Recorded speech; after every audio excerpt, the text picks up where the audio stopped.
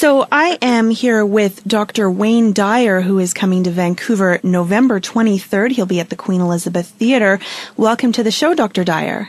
Thank you. It's nice to be with you. Thanks so much. I am so excited to speak with you. I actually met you the last time you were in Vancouver a couple of years ago, and you recorded a brief introduction for this show. So thank you so much for that. Oh, you're very welcome. How's the show doing? It's wonderful. Well, I'm interviewing you now, so I guess it's doing quite well.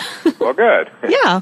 Thank you so much. So, Dr. Dyer, I want to talk to you about the Ambition to Meaning event that you're going to be doing here in Vancouver. But before I do that, I wanted to ask you a question about ego, because I know that you focus a lot on clearing the ego and the pattern or negative habits of thought. And I'm just curious what your opinion is.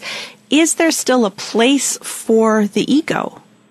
Well, if there wasn't, all of us would just be spirits and there'd be no people here.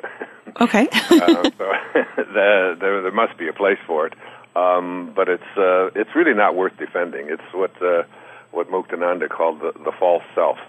It's the part of us that really believes that who we are is not this divine, perfect being that is a piece of God from which we originated, but comes into the world and is trained to believe, that we are what we collect, and we are what we accomplish, and we are what other people think of us, and we're all separate from each other, and we're all separate from God, and so on. And these kinds of beliefs really don't serve us at all. They serve mostly to keep us from reaching our highest potentiality. They keep us constantly in a state of competition.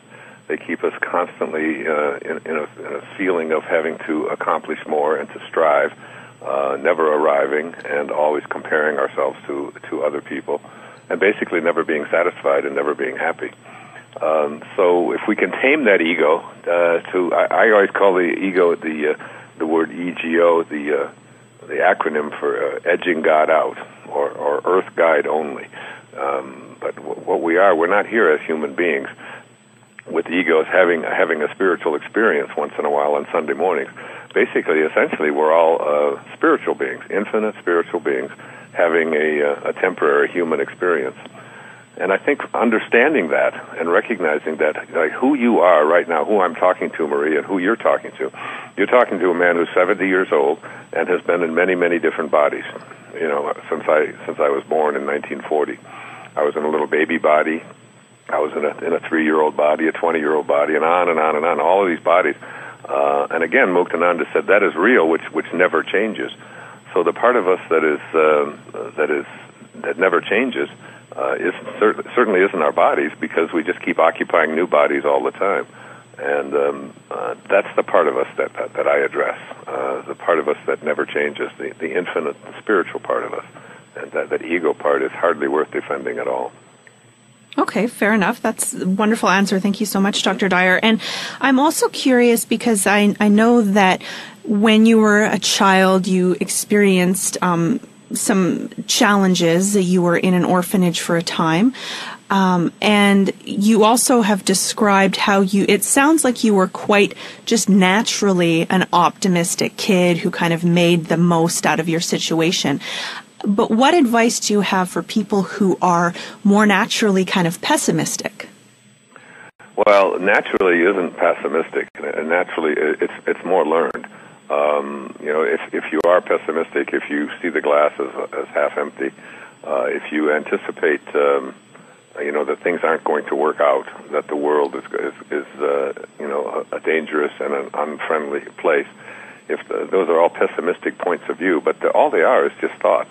And I would recommend that you begin to examine those thoughts and ask yourself if you become what you think about. As you think, as a man thinketh, so is he.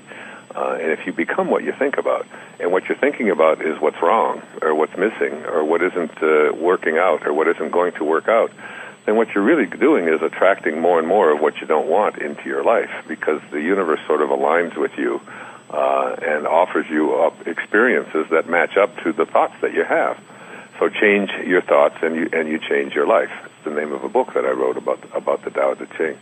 And so I would just urge people to go within, examine any thoughts that they have which are tied into not being able to attract into your life what you want, or thinking that the world is an unfriendly place, or thinking that things are that it's an evil place, and so on, and begin to just change those thoughts around. Just internally, just begin to say to yourself affirmations. The world supports me. I live in a friendly universe. Einstein said one of the most important questions that you can ask yourself is to decide what kind of a world do you live in. Do you live in a world that you believe is friendly and supports you, or do you live in a world that you believe is against you and working towards your defeat?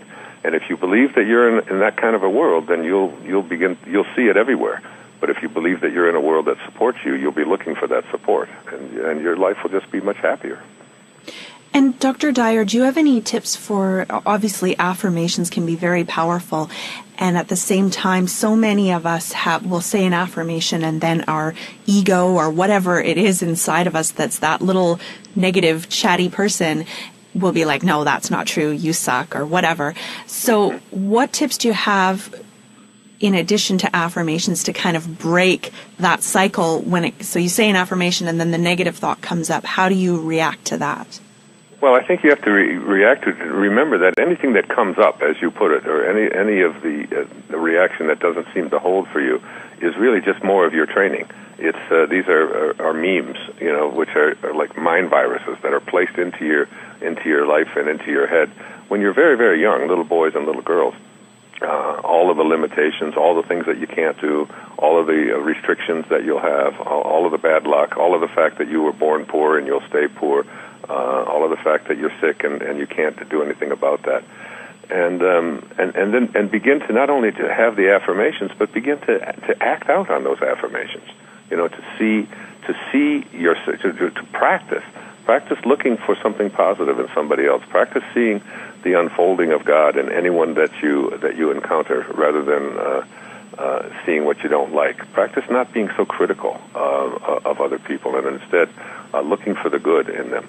Practice with your children, catching them doing things right, and reminding them how great they are and how much you love them, rather than constantly focusing on what's wrong. Because the more you focus on what they can't do and on what's wrong and what you don't like, the more you just encourage that kind of behavior. They become what they hear and what they think about as well. It's a new way of being. It's a new way of thinking, and it's like doing a somersault almost and landing in a new reality, a reality which says all things are possible, a reality which says this is the only day that I have, and I'm going to enjoy it and make the absolute most out of it. An attitude that says I'm grateful. I'm grateful for not only the positive things that show up in my life, but for the negative things as well, because they're my greatest teachers as well.